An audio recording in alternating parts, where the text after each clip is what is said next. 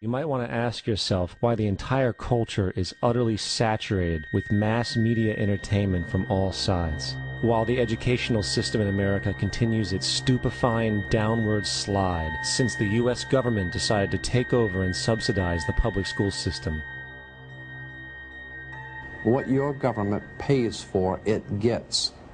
When we understand that, then we look at government-financed institutions of education and see the kind of students and the kind of education that's being turned out by these government-financed schools. Logic will tell you that if what is being turned out in those schools was not in accord with what the state and the federal government wanted, then it would change it. The bottom line is that the government is getting what they have ordered. They do not want your children to be educated. They do not want you to think too much. That is why our country and our world has become so proliferated with entertainments, mass media, television shows, amusement parks, drugs, alcohol, and every kind of entertainment to keep the human mind entertained, so that you don't get in the way of important people by doing too much thinking. You had better wake up and understand that there are people who are guiding your life and you don't even know it. We're in a lot of trouble because you people and 62 million other Americans are listening to me right now, because less than 3% of you people read books. Because less than 15% of you read newspapers. Because the only truth you know is what you get over this tube. Right now, there is an entire generation that never knew anything that didn't come out of this tube. This tube is the gospel, the ultimate revelation. This tube can make or break presidents, popes, prime ministers. This tube is the most awesome goddamn force in the whole godless world. And woe is us if it ever falls into the hands of the wrong people. And when the largest company in the world controls the most awesome goddamn propaganda force in the whole godless world, who knows what shit will be peddled for truth on this network. So you listen to me. Listen to me. Television is not the truth. Television is a goddamn amusement park. Television is a circus, a carnival, a traveling troupe of acrobats, storytellers, dancers, singers, jugglers, sideshow freaks, lion tamers, and football players. We're in the boredom-killing business.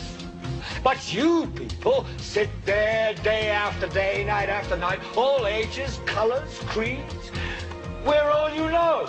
You're beginning to believe the illusions we're spinning here. You're beginning to think that the tube is reality and that your own lives are unreal. You do whatever the tube tells you. You dress like the tube. You eat like the tube. You raise your children like the tube. You even think like the tube. This is mass madness, you maniacs. In God's name, you people are the real thing. We are the illusion. The last thing the men behind the curtain want is a conscious, informed public capable of critical thinking, which is why a continually fraudulent zeitgeist is output via religion, the mass media, and the educational system. They seek to keep you in a distracted, naive bubble, and they are doing a damn good job of it. In 2005, an arrangement between Canada, Mexico, and the United States was made. This arrangement, unannounced to the public, unregulated by Congress, merges the United States, Mexico, and Canada into one entity, erasing all borders. It's called the North American Union, and you might want to ask yourself why you've never heard of this. In fact, there is only one mainstream reporter who's actually heard of and has had the courage to cover this issue. The Bush administration's open borders policy and its decision to ignore the enforcement of this country's immigration laws is part of a broader agenda. President Bush signed a formal agreement that will end the United States as we know it, and he took the step without approval from either the U.S. Congress or the people of the United States. It's a deal that few have even heard of. It's being done again by very few people at the very top on behalf of the investment class, but the working class of people, political officials across our country, from communities, from cities and so forth, they don't know anything about this. This isn't some trade agreement. It is a total removal of sovereignty from these countries, which will also result in a completely new currency called the Amero. Fall. Apart from that, I think one thing people who are dollar-based need to focus on is the Amero. That's the one thing that nobody's talking about that I think is going to have a big impact on everybody's life in Canada, the U.S., and Mexico. The Amero is the proposed new currency for the North American community, which is being developed right now between Canada, the U.S., and Mexico to make a borderless community, much like the EU, and the dollar, Canadian dollar, U.S. dollar, and the Mexican peso replaced by the Amero. By default of this agreement, the American Constitution will eventually be obsolete. You would think that a situation like this would be on the cover of every major newspaper. That is until you realize that the people who are behind this movement are the same people behind the mainstream media, and you are not told what you're not supposed to know. The North American Union is the same concept as the European Union, the African Union, and the soon-to-be Asian Union, and the same people are behind all of them. And, when the time is right, the North American Union, the European Union, the African Union, and the Asian Union will be merged together, forming the final stages of a plan these men have been working on for over 60 years. A one-world government.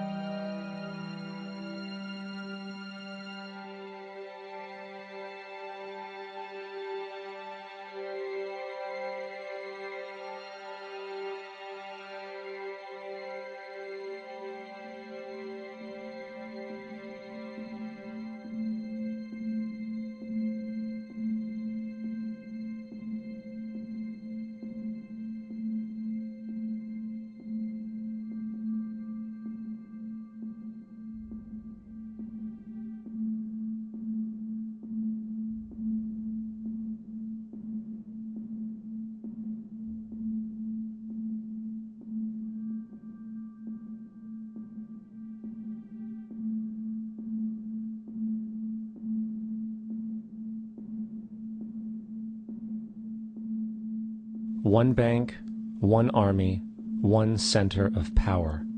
And if we have learned anything from history, it is that power corrupts, and absolute power corrupts absolutely. This is Aaron Russo, a filmmaker and former politician. To his left is Nicholas Rockefeller of the infamous Rockefeller banking and business dynasty.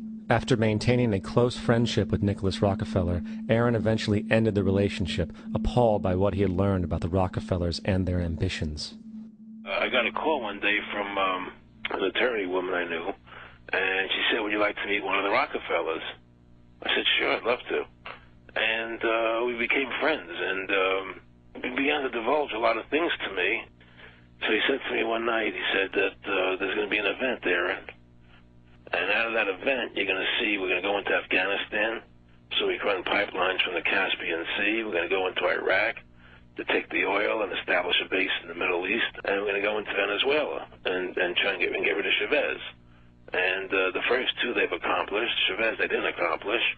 And he said you're going to see guys going into caves looking for looking for people that they're never going to find.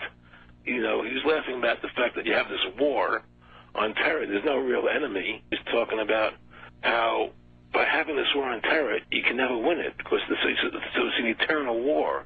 And so you can always keep taking people's liberties away. And I said, how are you going to convince people that this war is real? He says, but the media. The media can convince everybody it's real. I mean, you know, it's just that you keep talking about things. You keep saying it over and over and over again, and eventually people believe it. You know, you created the Federal Reserve in 1913 through lies. You create 9/11, which is another lie. Through 9/11, you're fighting a war on terror, and now all of a sudden you go into Iraq, which was another lie, and now they're going to do Iran. You know, and it's all one thing leading to another, leading to another, leading to another. Now, I would say, what are you doing this for? What's the point of this thing? You have all the money in the world you ever want. You have all the power. I said, you know, you're hurting people. It's not a good thing. And he would say, what do you care about the people for? Take care of yourself and you take care of your family. And then I said to him, what are the ultimate goals here? He said, the ultimate goal is to get everybody in this world chipped with the RFID chip and have all money be on those chips and everything on those chips. And if anybody wants to protest what we do or violate what we want, we just turn off their chip.